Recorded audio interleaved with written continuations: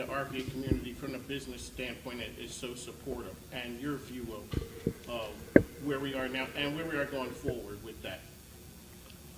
I think the RVA business community gets it, Mike. You know, you look around, you look at the Ukrop family, you look at Gary Glover, you look at Gary Weiner. I mean, you would go on and on and on. There's some people in this community that are genuinely engaged, absolutely passionate about what they support. They understand the connection that the nonprofit network functions financially so much better when there are genuine partnerships to be explored. And the flip side of that is we get recognition from the public for the support we do with the nonprofits. And it's just a dynamic that simply works, and fortunately there's a lot of people in the community that get that, take advantage of it, share their stories, share their success, share their learnings. You know, you look at everything that Net's done to kind of build her network, and that contributes to everybody. So just a group, area that gets it, and I love doing business here. I just want to add something, Marcus. I've never told you this, but at my last job, I had a funder, a business come to me and say, I want to be the Mark Smith for this organization. So you now have this aura around you, and it really warmed my heart because everybody hears your voice on the radio and knows what you do, but for someone to latch on like that and say, I'm going to do this for Richmond, it was pretty special. So I wanted to share that with you, and I never had a chance. I appreciate that. Alrighty, really quick, on the mic with Mike and Ned Short here. This is the Good Vibes Summit. That's where we'd like to give our shout out to our good friend Chris Mayfield of Perfusion Consulting. He is a B Corp, which means that he gets it. And the idea behind the whole thing that we do is that business can help society be better. I'd like to thank the folks who helped me stay on the air to be able to give away airtime. That is not a shameless plug. That's the way business It's okay, is done. Mike. It's okay. Oh, and I also got to give a shout out to our good friends at Richmond Region Tourism. Yes. I am a tourism ambassador. Yep. I'm wearing my pin. So, folks, Richmond Region Tourism. So really quickly, I'd like to thank the sponsors of the show, Jimmy Comer, as well as Rob White, Fast Signs, Tom Childry, the credit card guy, Chris Mayfield, Mama Michelle's Cafe, Chef Michelle Wilson is in the back right there, Andy Taylor, Junk Luggers. Those folks help us stay on the air to give away airtime for the important things that you guys do. So now that that's out of the way, I had to get that in. Really quickly, could we go down the line and give us something that you guys have learned through the pandemic that you wouldn't have done before, but now you realize that it works? You started in the pandemic, so we're going to start with you. 'Cause Sure. That's crazy, man. Yeah, so I do think that we learned, technology. Obviously, that's an easy answer with this, but I think that the pandemic taught us some things that we probably should have learned some years ago. How to adjust and adapt to this, and the creative way of reaching out to folks. To be able to just pop up on a video, have 100 people onto the call, communicate instant information. As opposed to all these other emails and sub-meetings and things. So I think the communication tool, we really learned through the pandemic. Same thing he said. But also with us, I would say a lot of patience and, again, learning new technologies and things of that nature. I think for me in Safe Harbor, it was something that David alluded to, and the world slowed down a little bit, and so it really allowed the building of relationships with our donors, our partners, and being authentic. Really drilling down and getting to know our friends and our supporters in a way that we really hadn't had the opportunity to get to know. Can I ask you a question really quickly? Sure. One of the great things about having your own radio show is the questions you ever want to ask, you can ask them. Great. Now they may have questions or people want to support feel-good organizations. You don't have that. You have a serious topic. We do. How do you market that to tell people we need help too, and have people have that conversation? It is a challenging topic. It's not necessarily one that I bring up at cocktail parties. I'm sure. Because yes, I can be a Well, little.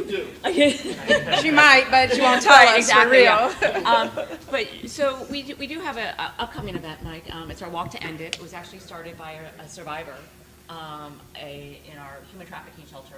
Their 5th year. And this is kind of her legacy of bringing it back. But we have events. We have opportunities for folks to do volunteer work, in-kind drives, corporations to partner with us. It's a little bit different, yep, because, we don't have, puppies or kids, and those types of things. But we do have ways that folks can get involved, and they can find out more at safeharbourshelter.com. And I also say Mary dug really deep during COVID and found new ways to touch donors, not just can I come to your back porch or can we Zoom, but she would go for walks with them, which felt very safe, and I just love that, and I hadn't thought of it, and I've used it since, so thank you, Mary. Yeah, I've gotten a lot of exercise during Yes. COVID.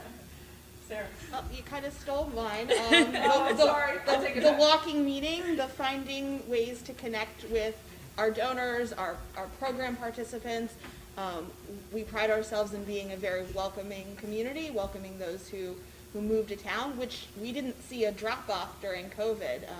People were changing jobs or moving closer to family, so we wanted to continue to welcome members of our new Jewish community and dropping off welcome bags, dropping off program materials. You just have to find a way to make sure you're reaching them. Thank you. Oh, real quickly, now this is a plug for you guys Yeah. there. Let folks know that it's not just a Jewish community. You're that you guys- absolutely right. You got it, Yeah, Let folks know. we support the Weinstein JCC, Jewish Family Services, Beth Shalom. You do not have to be Jewish to be active or a member in any of those places. There are Arab Israeli Jews that we support in Israel. They are not Jewish, but they are full members of society. We may have the word Jewish in our name, but we are not a religious organization. We're here for the community. Okay. My friend Stephanie Becker, I learned one thing from her. When you ask someone how you doing, it's a dangerous question. It's a dangerous question. And why is that? Well, because you probably don't want to hear the answer. The reality is not so pretty, depending on your circumstance. But yeah, it's can be a burden to unload what someone is going through, especially having a child with medical complexity. For us, we might have a different perspective. We're never busier than in the pandemic. Our population depends on medical care, access to medication, therapies, their doctors, and that was limited or cut off. And they were then forced to find new avenues to deliver life-saving medicine, or virtual appointments weren't enough for them to successfully achieve what they needed to just to sometimes sustain life.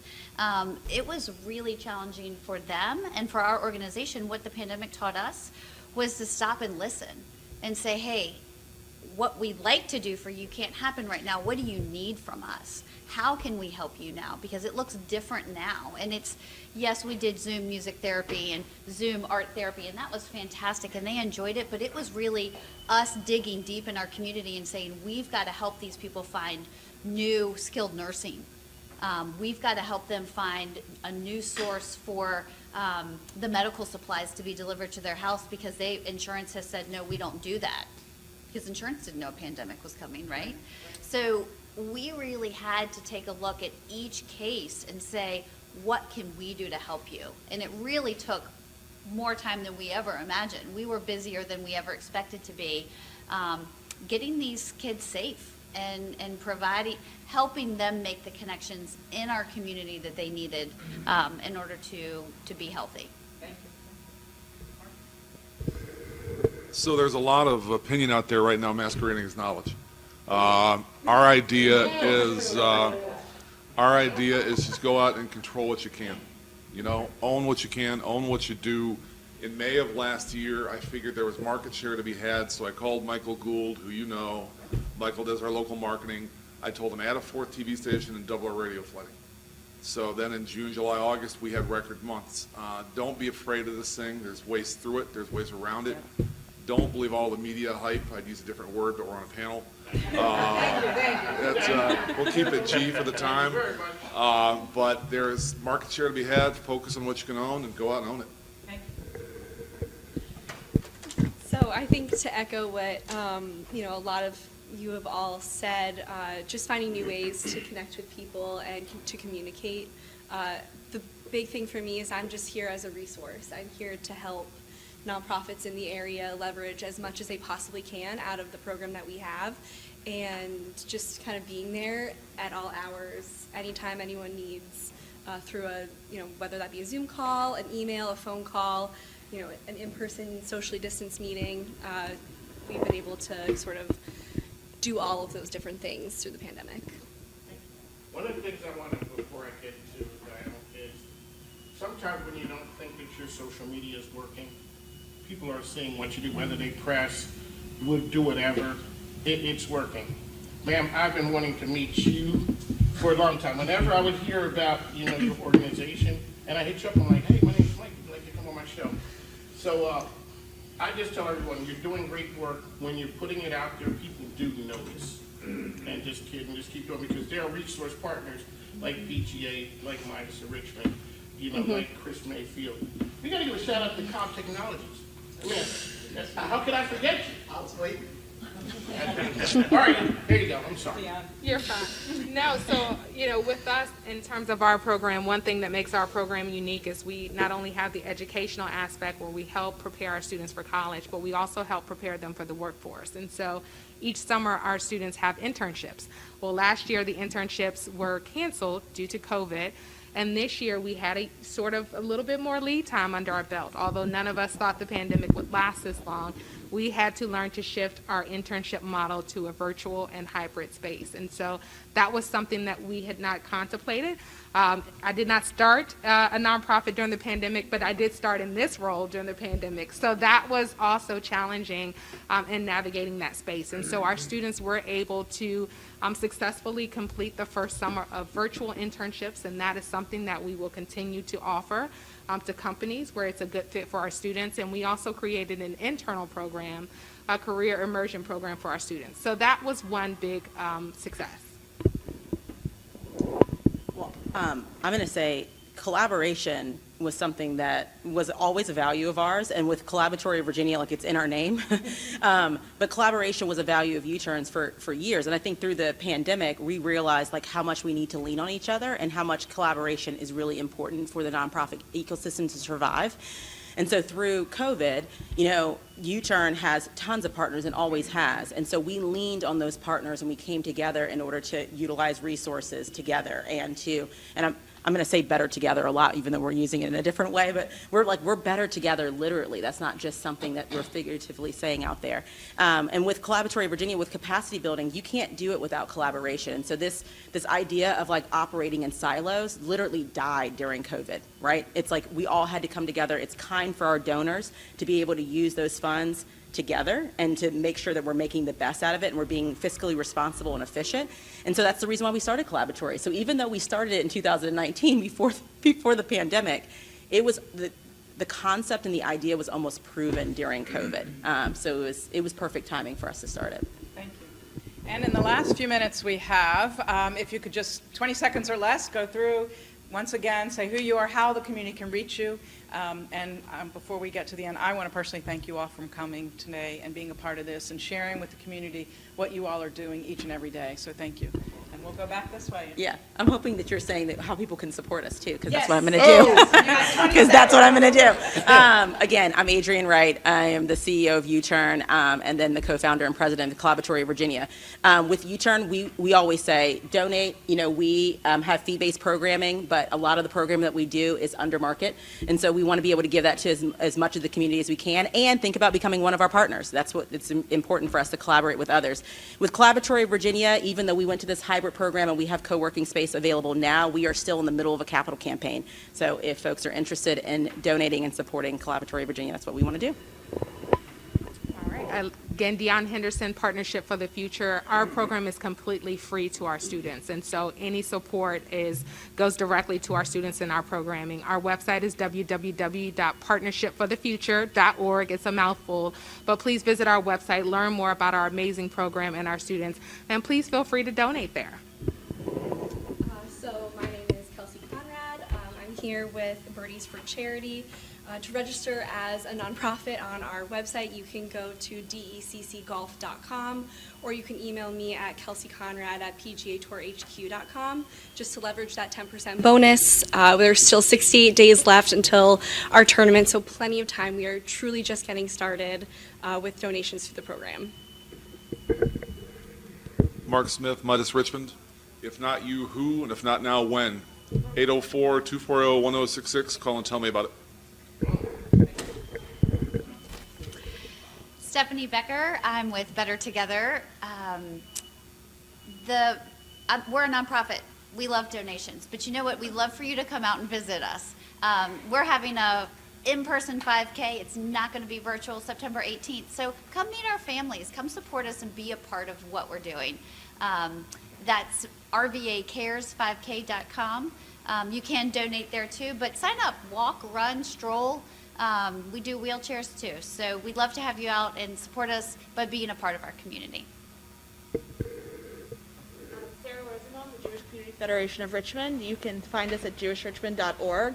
We are launching a brand new website in the next week, so maybe wait a few days to check out our new site.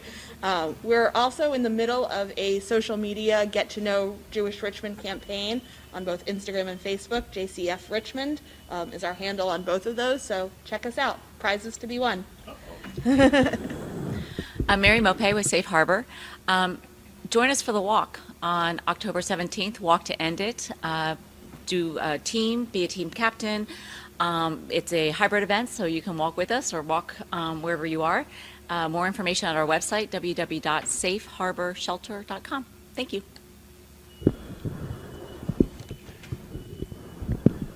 Again, my name is Kevin Royston with Stepping Up.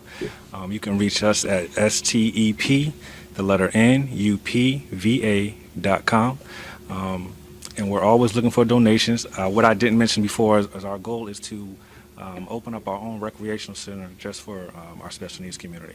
Someplace where they can go, relax, socialize, and do new things. And David Potter with CFIT Community. We will have our website hopefully launched later this year with our marketing plan. In the meantime, you can reach us at cfitcommunity@gmail.com. So if you are a nonprofit, a business, or just someone in the community that really wants to engage in the overall health and well-being of Chesterfield and the Richmond region, please reach out to us. We'd love to have you a partner, whether it's a financial partner or someone who just is at a playground teaching a class to kids. Great. Thank you. So, on the mic with Mike, ESPN Richmond 106.1. That's where you find us 5 to 7 a.m. daily. We'd like to thank our partners, you guys coming out for doing this. This is very important, very special for us. Really quickly, for us to do what we do, like I said, I got to give a shout out to our partners. We had also said, the man walked in, Jimmy Comer from RBI Services, and that's Stephanie Becker. That's a good friend of ours right there.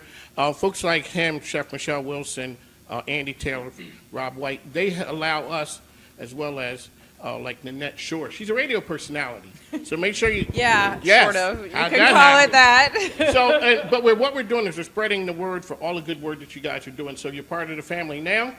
Really quickly, I know Emmanuel's giving me the wrap up. Really quickly, give us your idea of your idea of hope. Really, and I always end with that because it's kind of hokey.